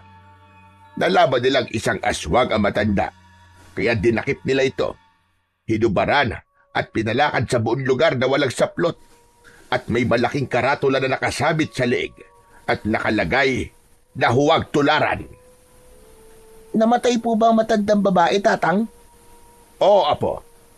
Namatay siya matapos pakainin ng paputok at sinidyan nito sa kanyang bibig. Sumabog ang kanyang ulo at nang hindi pa makontento, sinunog ang katawan nito hanggang sa matupok ng apoy. Tatang, sino po ang kumitil ng buhay sa matandang aswang? Ang tatay ko, siya ang tumapos sa buhay ng aswang na yon. Kung ganun po, Tama ka, Istoy. Isa sa mga nabiktima niya ang nanay ko. Ngunit dahil sa ginawa ng tatay ko, nagmitya ito ng galit sa mga aswang. Nilusob nila ang lugar natin, ngunit hindi sila nagwagi. Kaya nga pinili kong tahakin ang landas ng pagiging isang albularyo at manananggol dahil gusto ko mapanatili ang katahimikan sa baryo natin. Ngunit pakiramdam ko, nagbabadya na naman sila sumalakay muli. Lalo na't batid nilang nangihina na ako at hindi ko na sila kakayanin pa. Kinahapunan, bumaba na rin mula sa paanan ng bundok ang maglolo. Pagod na pagod si Istoy na halos hindi niya na maihakbang pa ang mga paa. Nang malapit na sa bahay, ay natanaw nilang dalawa ang lalaking tila sumisilip sa loob ng kanilang bahay. Nang tawagin yun ni Tatang Buntoy, agad niyang namukaan ng lalaki, ang kanilang bagong kapitbahay na nagsusungit sa kanya. Hoy! Anong ginagawa mo, ha? Sino sinisilip-silip mo riyan? Buti naman nandito na kayo. Anong ginagawa mo rito? Walang tanim na malunggay sa lupain ko. Ano ba naman kayo? Hindi naman ako nagpunta rito para dun eh. Ang akin lang, gusto ko na sanang makipag-ayos sa inyo. Bilang magkapitbahay, sana wala nang alitan pa sa pagitan natin. Malaya na rin kayong pumitas na kahit na anong gulay rin sa bakuran ko. Pero, wag nyo lang sanang uubusin. Yan lang ba talaga ang pinunta mo rito? O may pakay ka pa? Wala naman. Sa katunayan, ito nga may dala akong ulam, sinigang na baboy. Tiretong karne na hindi pa naluto mula sa tindahan ng tatay ko. Nagbebenta kasi siya ng bulalo at naglalako rin ng karne. aba ayos to ah. Wala po bang tirang bulalo sa tindahan ng tatay nyo? Naku, pasensya ka na bata. Hindi kasi siya nakapagtinda ngayon eh. Hayaan mo minsan, dadalang kita. Istoy, ano bang ugali yan? Umayos ka nga. Sayang po kasi to, Lolo. Salamat po, Manong ah. Bago pa man maabot ni Istoy ang sinigang na nasa mangkok, ay agad niya itong nabitawan. Dumulas ang mangkok sa kanyang kamay at natapon ang ulam. Istoy! Ano ba naman? Yan ang sinasabi ko sa'yo. Natapon na tuloy. Naku, pasensya na po, Tatang. Kumakalam na po kasi ng sobrang tiyan ko eh. Wala akong problema yon. Hayaan nyo na. May kaunti pa naman akong naiwan sa bahay. Dadalang ko na lang kayo ulit. Hindi na. Huwag ka na mag-abala pa. Okay na yon. Nakakahiya naman. Siya nga pala. Bilang formal na pagpapakilala ko nga pala sa inyo. Ako si Unyok. At ako nakabili ng lupain ni Aling Melda. Ako pa lang ang nakatira sa ngayon dyan dahil wala pa ang pamilya ko. Pero darating din sila sa susunod. Hindi ba't nabanggit mo na ang tatay mo ay naglalako ka mo ng karne? Ang tatay ko ay naglalako ng karne ng baboy. Isa rin kasi yun sa kabuhayan namin. Nasa bukid sila ngayon namamalagi. Doon kasi nila pinapalaki at kinakatay ang mga baboy. Pero sa susunod, dito na rin sila mamamalagi. Mabuti naman kung ganon, para may kasama ka na. Siya nga pala, ako naman si Tatang Buntoy, at ito ang apo ko na si Istoy. Isa akong kilalang albularyo sa baryong ito. Pasensya na sa nangyari sa pagitan natin nung kamakailan. Kung alam ko lang na bago na ang may-ari, hindi na sana ako kumuha ng malunggay sa bakuran nyo. Pasensya na talaga. Hindi ho. Ako nga ho ang may mali. Dahil nagalit ako kagad. Pasensya na rin. Wala pong kaso yung kay Tatang. Mabait po si Tatang at mabilis lang po magpatawad. O siya, mauna na ako. Mukhang nakakaabala na ako ng sobra sa inyo eh. O sige, salamat ulit sa ulam na dinala mo, Unyok. Sayang lang at hindi namin natikman. Mukhang masarap pa man din. Nang tuluyang makaalis si Unyok, saka pa lamang tuluyang pumasok sa loob ng bahay ang dalawa. Sayang naman, Tatang. Hindi ko man natikman ang paborito kong sinigang. Ang bango-bango pa naman kanina. Hayaan mo na, Apo. Ibibili na lang kita mamaya ng karne ng baboy sa baryo. At tayo na lang ang magluluto nito. Talaga po, Tatang? Damihan niyo po ang bili ng kangkong, ha? O sige, pero bago yon, may gagawin muna ako ngayong gabi. Po, ano po yun, Tang? May nagpatawag sa akin sa kabilang baryo. Ang sabi ng ina, mukhang nahawaan daw ng pagiging aswang ang anak niya. Gusto kong kumpirmahin, kaya gusto kong magpatawas. Baka sakaling maalis ang sumpa. Aswang po, pero pwede po bang mahawaan ng tao? Pwede po pala yun? Maraming paraan, Istoy, para mahawaan ang isang tao ng pagiging aswang. Kaya ikaw dapat, hindi ka kagad nagtitiwala sa mga nakakasalamuha mo. Minsan, sa pagkain ng ipinain na karne ng aswang. Minsan naman, sa kagat o sa galos ng kanilang kuko. Kapag pumasok na ang dugo ng halimaw sa dugo ng tao, unti-unti itong binabago. Paano po ba malalaman kapag sinalinan ka ng pagiging aswang? Nagiging mailap sa tao. Sa mga ilang araw ay mawawalan ka ng ganang kumain. Ngunit makalipas din ang ilang araw, ay makakaramdam ka ng matinding gutom at pagkasabik sa laman at dugo ng tao. Dahil yon sa halimaw na naipasok na sa kanilang katawan. Sa oras na makatikim na sila ng sariwan dugo at karne, hindi na mawawala ang pagnanais nila rito. Nakakatakot naman po pala, Tang, kung ganun. Tang, sasamahan ko po kayo. Kaya ko naman ang sarili ko, Istoy. Maiwan ka na rito dahil may pasok ka pa bukas ng maaga. Baka gabihin ako masyado eh. Tang, baka umatake po ang aswang eh. Bakit wala ka bang tiwala sa akin? Dati ko na silang napuksa at kung sakaling aatakihin nila ako, alam ko na ang gagawin ko. Hindi nila ako basta-basta malulupig. Sige po, Tatang. Basta po mag-iingat po kayo, ha? Ito talagang apo ko. Masyadong nag-aalala para sa akin. Sige na, magsaing ka na. At kung pwede, bumili ka na muna ng sardinas sa tindahan para may ulam ka. Sige po. Huwag niyong kalimutan, Tang, ang karning pangako niyo sa akin, ha? Oo na, aalis na ako at baka gabihin pa ako sa daan. Pagkaalis ni Tatang Buntoy, agad ding nagtungo si Istoy sa tindahan upang bumili ng ulam para sa hapunan. Ayaw niya nang magpapagabi pa dahil sariwa pa sa isip niya ang nangyari sa kanila ni Dambo. Ngunit nang makarating na sa tindahan ang bata, hindi niya inaasahan na sasalubong sa kanya ang matalim na mga mata ni Unyok. Parang kanina lamang ay napakaamo nitong kausap. Mariin ang tingin nito sa kanya at sa dulo ng labi nito sumilay ang isang ngisi. Ngiting parang may dalang malalim na kahulugan. Sandaling napatigil si Istoy. Nakaramdam ng panlalamig ng katawan. Pinilit niyang umiwas ng tingin at nagkunwaring abala sa pagbili.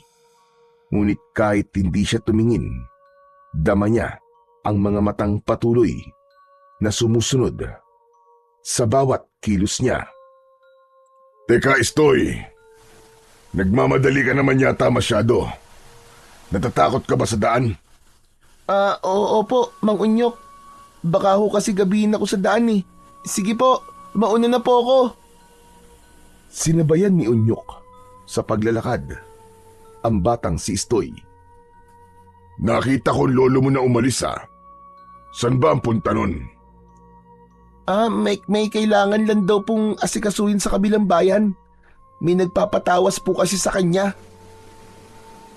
Eh di kung ganun, wala ka palang kasama sa bahay niyo ngayon. Nako, Istoy, baka delikadong mag-isa ka lang. Wala po, pero sanay naman na po ako eh. Palagi na po ako naiiwan ni Tatang na mag-isa kaya wala naman po akong kinakatakot. Kung ganun gusto mo bang samahan muna kita? Kahit sandali lang. Hindi na po, Mang Unyok. At saka, marami naman pong kapitbahay. Madali lang po ako makakasigaw at makahingi ng tulong kung sakali pong may mangyari. Teka lang, Istoy. Wala ka pa rin bang tiwala sa akin? Magkapit-bahay na tayo. Kaya dapat lang na aalalahanin ko rin ang kalagayan mo. Lalo na't ikaw lang mag-isa. Tapos bata ka pa. Gusto ko lang siguraduhin na ligtas ka. Sige na nga po. Samahan niyo na lang po ako hanggang sa makarating po si Tatang. Ayos. O sige, mabuti nga magkasama tayo. Nabuburyong din kasi ako sa bahay. Wala man lang akong makausap. Sige po, Mang Unyok. Oh, nandito na po pala tayo eh. Tara po, Mang Unyok. Pasok po kayo. Maupo na po muna kayo riyan. Magsasaing lang po ako. Sige, balikan mo na lang ako rito kapag tapos ka na. Sandaling iniwan ni Istoy si Unyok sa kanilang maliit na salas. Nagtungo ang bata sa kusina habang si Unyok naman nakaupo, tahimik na nagmamasid. Ngunit sa loob-loob niya, nanlalalim ang kanyang mga mata sa pagnanais na makita ang kanyang pakay, ang mutya at ang medalyon na pagmamay-ari ng pamilya ni Tatang Buntoy. Nang masiguro niyang abala si Istoy, dahan-dahan niyang iniikot ang tingin at kalaunan ay tumayo. Saan kaya nila itinago yun? Ang bagay na yun, ang mutya at ang medalyon. Kapag napasa akin ang kapangyarihan nun, wala nang makakahadlang pa.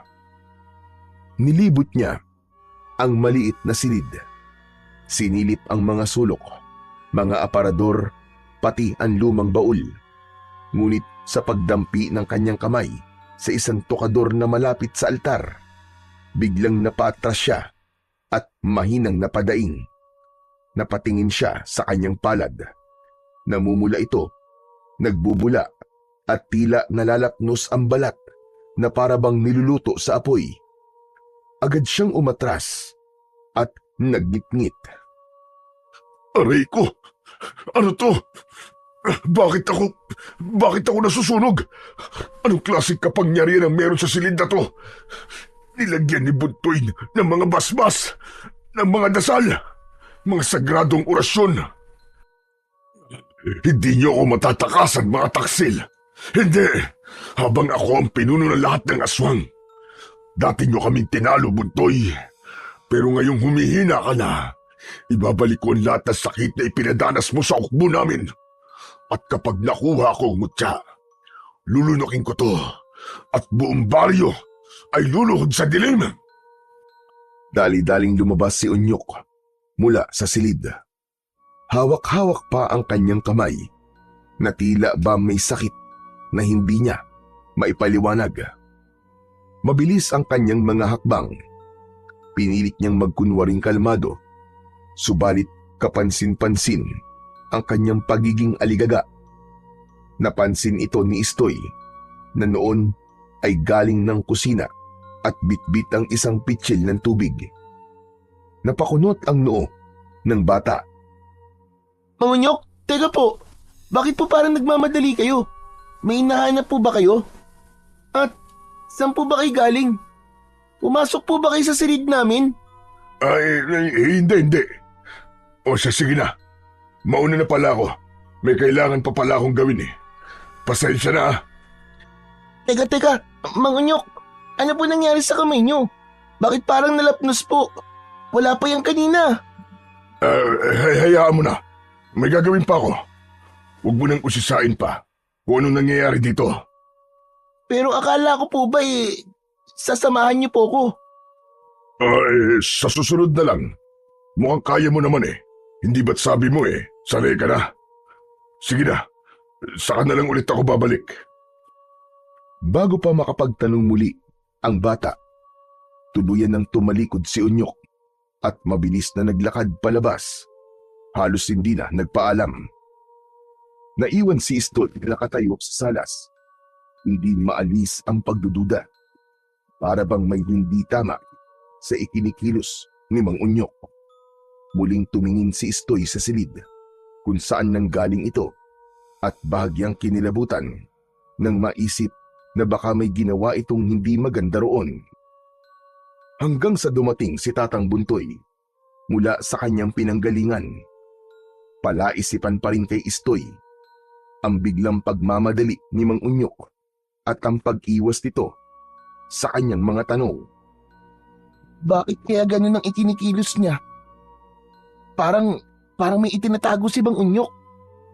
Kakaiba siya. Hoy, Istoy! Ano ba yung binubulong-bulong mo riyan, ha? Kanina ka pa parang wala sa sarili mo. Ano ba nangyayari sa yung bata ka? Kasi Tatang Buntoy, si Mang Unyok po kasi, ang sabi niya sasamahan niya daw po ko. Nung wala ka pa po. Pero ang pinagtataka ko po, bigla na lang po siya nagmamadaling umuwi at parang nalapnos din po ang kanyang balat. Pero wala naman po yun bago siya pumasok dito sa bahay natin. Ano ka ba? Seryoso ba yung sinasabi mo? Aba, baka guni-guni mo lang yan. Hindi po, Tatang. Totoo po talaga sinasabi ko sa inyo. Nahuli ko po siyang galing po sa loob ng silid natin. Matapos nun, bigla na po siyang naging aligaga. Anong ginagawa niya roon? Yun din po hindi ako sigurado, Tatang. Basta po nakita ko na lang na nagmamadali po siyang umalis.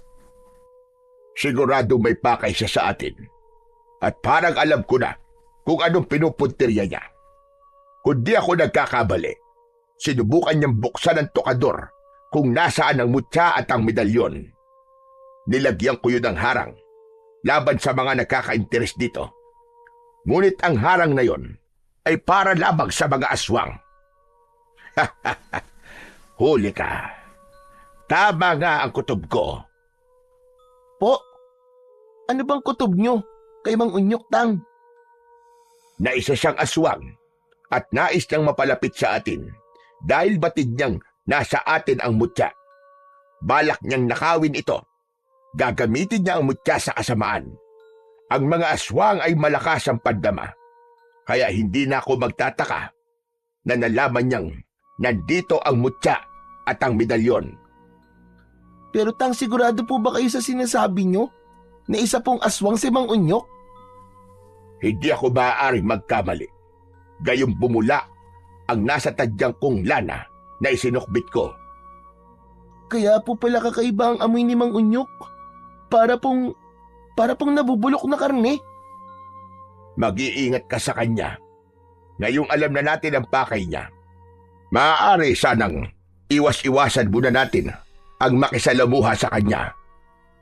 Opo. Simulan mo na rin suotin ang mutya at ang medalyon. Wag na wag mong iwawaglit sa katawan mo. Hindi natin alam kung kailan sila sasalakay. Mabuti nang maging handa. Opo, Tatang. Susuotin ko na po ang medalyon at maging ang mutya at hindi ko po aalisin sa katawan ko.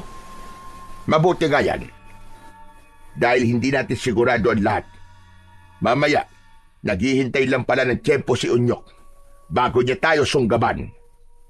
Pambihirang mang-unyok yan.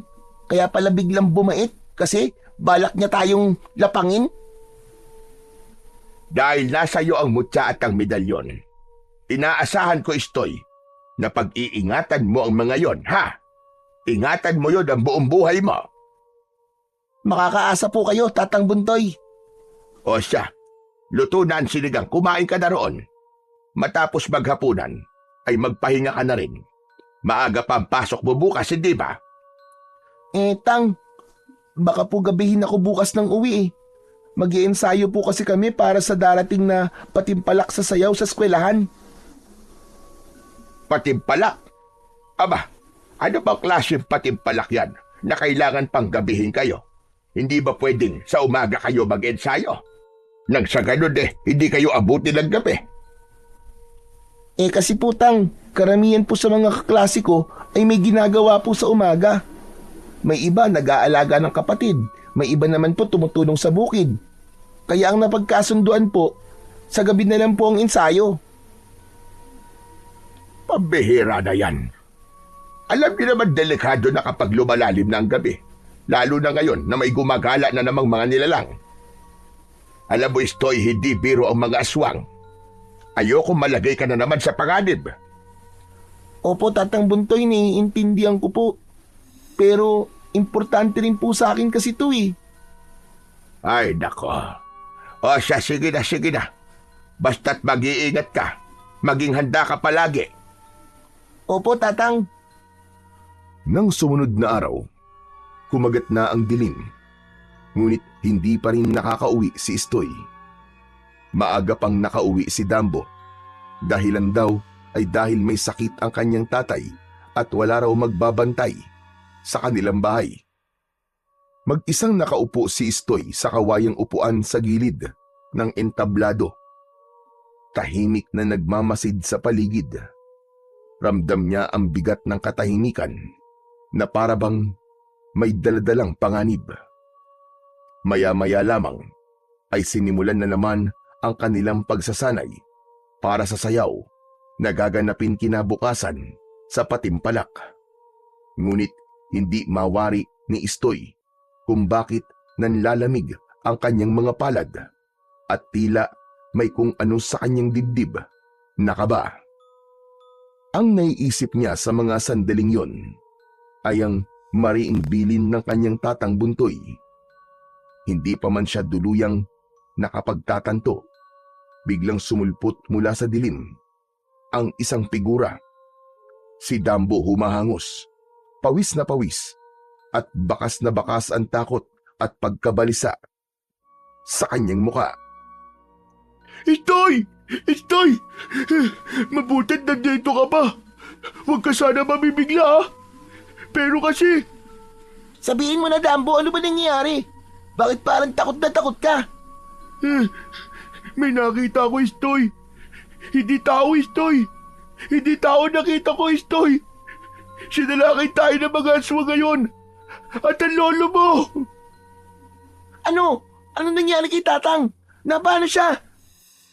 Istoy, nakikipagpambuno siya ngayon sa mga aswang. Hindi niya kakayanin na siya lang mag-isa. Kailangan niya ng tulong natin. Kung ganyan, halika na. Bilisan mo, dali. Baka kung mapalo na si Tatang. Oo, tara. Kumaripas ng takbo ang magkaibigan na si Istoy at Dambo. Sumuot sila sa masukal na kagubatan. Tanging ang flashlight lamang na dala ni Dambo ang kanilang nagsisilbing ilaw, kaya minsan ay nadadapa siya. Teka, Dambo. Huminto muna tayo saglit. Bakit na naman ba yun, Istoy? Kailangan na natin bilisan eh. Bago pa mapatay ng mga aswang ang lolo mo. Hindi ka ba nagtataka? Paulit-ulit lang tayo dumaraan sa daang ito. Pinaglalaruan tayo, Dambo. May nakasunod sa ating aswang at pinupuntirya niya tayo ngayon. Alam ko na ang pakay nila, Dambo. Gusto nila tayo gawing panghimagas. Kung ganun, Istoy, anong gagawin natin? Kailangan natin baliktarin lahat ng damit natin. Uy, ayoko noon. Hindi ko babaliktarin lahat ng saplot ko, no? Ano ka ba naman, Dambo? Gusto mo ba na hindi na tayo makaalis dito? Gusto mo bang mahuli tayo ng mga aswang at gawing pagkain? Hindi naman siya ganun, Istoy. Kung ganun, magubad ka na riyan at baliktarin mo na ang mga damit mo. Sige na! Kasi wala akong brief eh. Ngayon pa ba natin iisipin yan, Dambo? Wala akong pakialam kung may suot ka man na brief o wala. Ang importante sa akin ay may ligtas natin si Tatang. Bilisan mo na! Ito na nga. Ano ba naman yan? Nakakahiya naman ito. Habang nagmamadali sina Istoy at Dambo na makabalik, si Tatang Buntoy naman ay kasalukuyang pinagtutulungan ng mga aswang. Nangunguna na rito si Unyok na mariing pinipilit na palabasin kay Tatay Buntoy ang mutya at ang medalyon na kanilang inaasam na makuha. Kahit patayin mo pa ako, Unyok, wala kang makukuha sa akin. Wala sa akin ang mutya na hinahanap nyo. Ilabas mo na, Buntoy. Masyado kang matigas, ha? Ibigay mo na. Kung ayaw mong mawala ka sa mundo. Hindi ko hahayaang mapasakamay nyo ang mutya ng aming angkan. Alam mo naman na naging presyo ng dating pagtatangka ng pag-agaw sa amin ng angkan mo ng mutya. Ang dugo na may hinagkaya mo at dumanak. Hindi ako magpapadala sa kagustuhan mo. Babatay ka! Leche, gusto mo bang hugutan din kita ng ulo? Gaya ng nanay mo? Mabilis na nagbagong anyo si Unyok. Mula sa tao ay nag-anyong halimaw ito at mabilis na sinunggaban si Tatang Buntoy. Binunot ni Tatang Buntoy ang punyal sa kanyang tagiliran at balak sanang itarak ito sa dibdib ni Unyok nang isa na namang aswang ang sumugod sa kanya. Sunod-sunod na halos hindi na siya nakailag sa mahahaba at matatanim na kuko ng mga ito. Pumulupot sa leeg ni Tatang Buntoy ang mahaba at madulas na dila ng isa sa mga aswang. Bitiwan niyo ako! Mga tuso! Mga demonyo kayo! Hindi niyo ako matatalo! Hindi niyo maaangkin ang mutya! Hawak-hawak ng dalawa pang aswang ang magkabilaang braso ng matandang si Tatang Buntoy. Ang kanyang mga paa ay halos hindi na sumasayad sa lupa. Ang paligid ay nagkakagulo. May mga sigaw, iyakan at tunog ng mga pintuang pilit binubuksan ng mga nilalang. Ngayon, wala ka nagkawala, Buntoy. Hindi mo pa rin ba ibibigay sa akin ang mutya? Ano?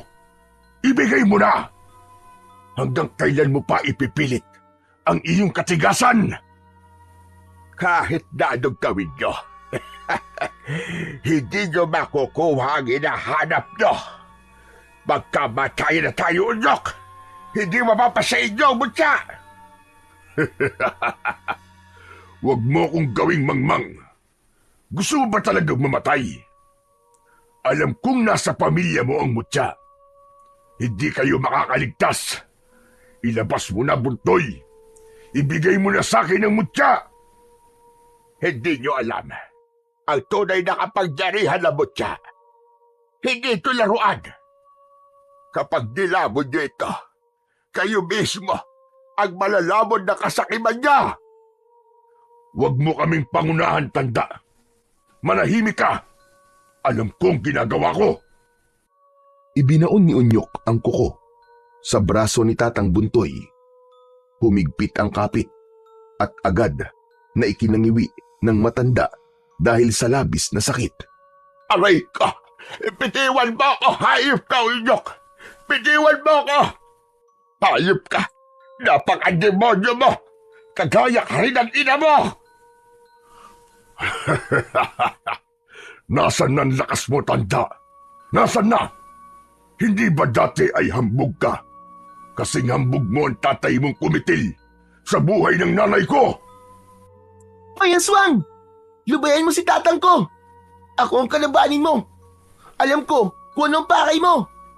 Ito ba? Sa pagkakataong yun, iniangat ni Istoy ang medalyon at ang mutya na nasa leeg niya. Mabuti at dumating na rin ang hinihintay ko. Akala ko'y magtatagal pa ang pagpapahirap namin sa lolo mo. Akin na. Ibigay mo sa akin ang mutya at ang medalyon kung gusto mo pang mayakap ng buhay ang lolo mo. Apo, wag! Huwag kang makikinig sa hayop na yung aswang na ito. Kilala ko ang ugali ng mga aswang, Apo. Hindi sila patas kung lumaban. Wag, Apo! Huwag mong ibibigay sa kanya ang medalyon at ang mutya! Tumigil ka, tanda! Ama si Tatang, hindi mo ako mabibilog, Mang Unyok. Hindi ko hahayaang mapasa kamay mo ang mutya at ang medalyong ito. Ay, kung ganon, kailangan pa kitang patayin para mapasa ko yan. Walang ano-ano'y mabilis na sinunggaban ni Unyok si Istoy. Gamit ang kanyang mahaba at madulas na dila, ipinulupot niya ito ng maigpit sa braso ng bata. Napasinghap naman si Istoy. Pilit kumakawala, ngunit lalo lamang humigpit ang pagkakagapos. Sunod ay sinakal siya nito. Tatang, hindi ako makahinga. Tulong! Nagmamadaling nagpumiglas si Tatang Buntoy. Halos mawalan ng hininga sa takot para sa kanyang apo. Kita niya kung paanong unti-unting hinihigpitan ng aswang na si Unyok ang pagkakasakal sa batang si Istoy. Sa gilid ng kanyang mga mata, napansin niya ang punyal na kanina pa nakatago sa kanyang tabi. Ang sandatang nilagyan niya ng dasal at langis na mula sa ugat ng punong kahoy. Dahan-dahan niyang iniunat ang kanyang kamay. Nanginginig at pilit na iniaabot ang punyal na ilang dangkal lamang ang layo. Tumalsik pa ito ng kaunti, dahilan para mas lalong mahirapan siyang kuhanin yun. Nang magtagumpay, buong lakas niya itong itinarak sa dila ng isa sa mga gumagapos sa kanya. Sinunod niya ang ilan pang aswang bago niya natulungan ang kanyang apo sa kamay ni Mang Unyok. Hindi mo ako matatalo, tanda. Umugod-ugod ka na, kaya dapat ka na magpahinga habang buhay. Kung alam ko lang, nabalak din naman maghari-harian muli. Hindi sanay, nung bata ka pa, tinuluyan na lang kita. Hindi ko alam na mas lalaki ka pang halimaw kaysa sa mga magulang mo. Buwisit ka talaga. Ikaw rin ang may kagagawan ng malaking petlat sa mukha ko. Ito ang tanda na minsan mong pinahirapan ang hukbo namin. Kaya't panahon na para pagbayaran mo ang lahat ng yun. Bagay lamang sa inyo yan. Istoy, Apo, gamitin mo ang lakas mo. Huwag kang papatalo. Huwag kang magpapakain sa takot mo. Labanan mo ang halimaw na yan. Naniniwala ko sa iyo, Apo. Kaya mo yan. Akala mo ba, Buntoy, ay matatalo na lang ako basta-basta ng paslit na ito? Nagpapatawa ka yata. Hinding-hindi ako papayag na magwagi na naman kayo gaya ng dati. Matagal kaming nalahimik at ngayon namin kayo pababagsakin. Tumuko na kayo! Bago pa kayo maging amo! Hindi kami natatakot sa inyo, mga pangit na nilalang! Hindi batid ni Istoy, ngunit pakiramdam niya ay parabang may kung anong malakas na puwersa ang dumadaloy na sa kanyang katawan. Parabang may bulta-bultahing kuryente ang kumakalat sa kanyang mga ugat hanggang sa kahuli-hulihang himaymay ng kanyang laman. Nang atakihin siya ng 4 na aswang, agad siyang nakaiwas. Mabilis ang kanyang galaw at gamit ang punyal na inabot ni Tatang Buntoy, inisa-isa niyang sinaksak ang mga yun sa dibdib, direkta sa puso. Siguraduhin mo, Apo, na matatamaan mo ang puso nila. Pakadiinan mo na gusto. Opo, Tatang Buntoy! Tatang Buntoy, Ako po, ano po pwede ko may tulong? Sabihin niyo po sa akin. Ikaw, Dambo, kunin mo ang mga langis ko sa silid. Ipahid mo yan sa mga nasugatan. Bilisan mo! Akala mo ba, madali mo na lang kami mapapabagsak, Buntoy? Pati ikaw rin, Paslit. Akala mo ba, matatalo mo kami? Hindi. Hindi ako makakapayag. Wala pa kayo sa kaligtingan ko. Wala sa inyong makakaligtas. Pagkatapos sabihin nun, isang napakalakas na alulong ang pinakawalan ng aswang na si Unyok. Sunod ay ang pagdami pa ng mga aswang. Ang ibang aswang ay abala sa pagpuntirya sa mga tao sa baryo. Ang iba pa'y pilit na sinisira ang pintuan para lamang makapasok sa bahay. Tatang Buntoy, padami po sila ng padami. Hindi ko na po sila kakayanin. Kasama mo ako, Apo. Huwag ka mag-alala. Lalaban tayo hanggang kamatayan. Pero tatang, may sugat ka na po eh. Huwag mo akong alalahanin. Kaya ko ang sarili ko. Hindi ako papayag na magwagi ang mga demonyo na yan. Hoy, Mang Unyok! Lumaban ka ng patas! Huwag kang duwag! Muling iginapis ni Mang Unyok ang braso ni Istoy gamit ang mahaba at madulas na dila. Pilit na kumawala naman ang bata. Ngunit lalo lamang humihigpit ang pagkakabigkis na parabang mababali na ang kanyang buto. Naalala ni Tatang Buntoy ang gulok na lihim na nakatago sa kanyang binti. Mabilis niyang inabot ito at sa isang iglap ay buong lakas niyang isinaksak yun sa dila ni Mang Unyok. Isang malakas na hiyaw ang umalingaw-ngaw. Ipapahalap ko sa inyo ang sakit na hindi yung panaranasan, tanda. May salbo ka ng sagabal at ang ihimasok. Uumahin kitang puksain at isusunod ko ang apo mo na pasaway.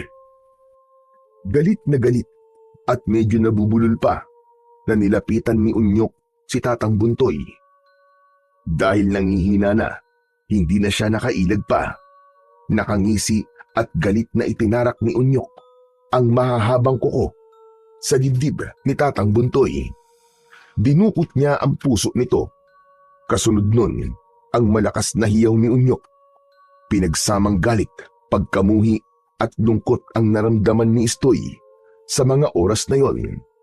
Para bang huminto ang lahat at nagunaw ang kanyang mundo. Paulit-ulit na naglalaro sa kanyang isipan ang habilin ng lolo na wag siyang papatalo sa mga aswang. Napasalampak na lamang ang batang si Istoy. Naging madali para kay Mang Unyok na mabihag siya. Ang ibang aswang ay umamba na ang dila, handa na para sa pagbutas sa kanyang tiyan at gawing pagkain ang kanyang lamang loob. Hinawakan ni Mang Unyok ang mutya sa dibdib ng batang si Istoy, ngunit agad na umurong ang kamay niya nang tila ba napaso ito ng dumampi roon. Napaatras siya, suminghal, at ang balat ng kanyang palad ay biglang nalampnos. Ano to? Anong uri na kapangyarihan na nakakulong dito? Anong nilagay niyo sa mutya? Ang kapangyarihan ng mutya ay hindi para sa mga nilalang nakagaya niyong mga demonyo. Ito ang proteksyon ng mga inosente. Hindi para sa mga uhaw sa dugo. Tama na! Mga kasama, huwag niyong hayaang huminga pa ang batang ito. Kung hindi niya ibibigay, dudurugin natin ang buong baryo hanggang sila na mismo ang magsuko ng medalyon at ang mutya na hawak nila. Nag-umpisa ng umalulong ang mga aswang. Ang ilan ay tumalon sa bubungan. Ang iba na may lumipad patungo sa mga kabahayan. Maririnig ang mas malakas pang sigawan at iyak mula sa mga tao. Wag! Mga walang kaluluwa kayo! Huwag niyo nang idamay ang mga inosente! Wag! Kung ayaw mo silang madamay at magaya sa lolo mo, Isang salita lang. Ibigay mo na sa akin ang mutya.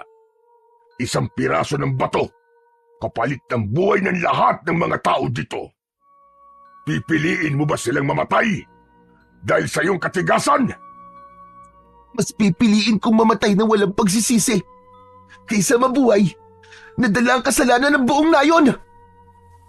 Sumabog ang galit sa muka ni Unyok. Umalingaw-ngaw ang kanyang boses na parang kidlat. Kung ganun, ito na ang katapusan mo, Istoy! Napapikit na lamang si Istoy.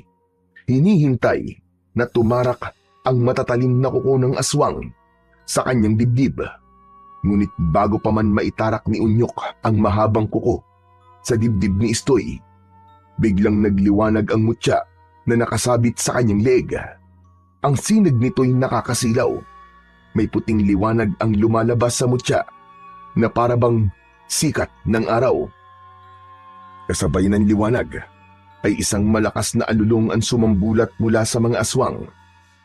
Isa-isa silang napasigaw. Ang mga tinig nila ay tila puno ng sakit na parabang nasusunog sa apoy ng impyerno.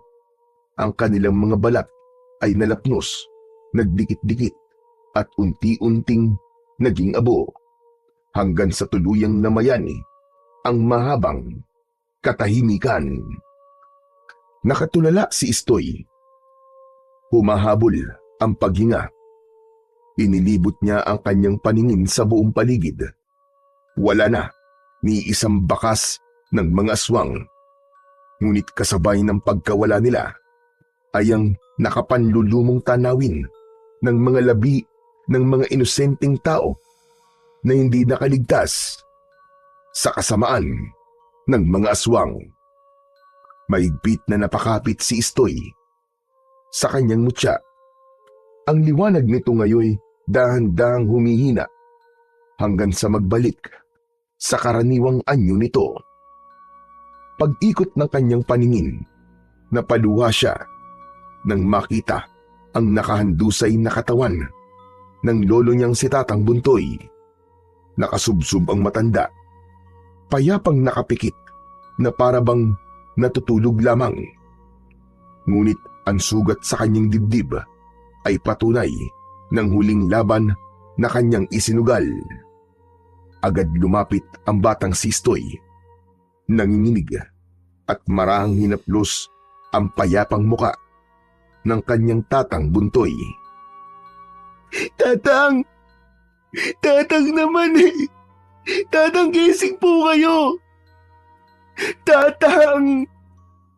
Hindi niyo ako pwedeng iwan! Tatang! Tatang! Tanging hagulgol na lamang ni Istoy ang maririnig sa buong paligid habang yakap-yakap niya ang katawan ng nag-alay ng lahat upang siya'y mailigtas.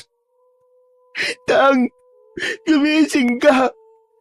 Ipapakita ko pa sayo namin bukas eh! Tatang naman eh! Masamang biro to, Tatang! Tatang! Tama na, Istoy. Tama na. Wala na si Tatang Buntoy. Hindi! Hindi siya patay! Buhay si Tatang! Buhay siya! Dadalo pa siya bukas eh!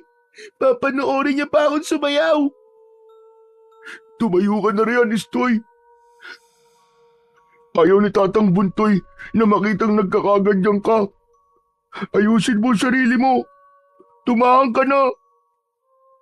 Tatang! Tatang, gumising ka na! Parang awa mo na, Tatang!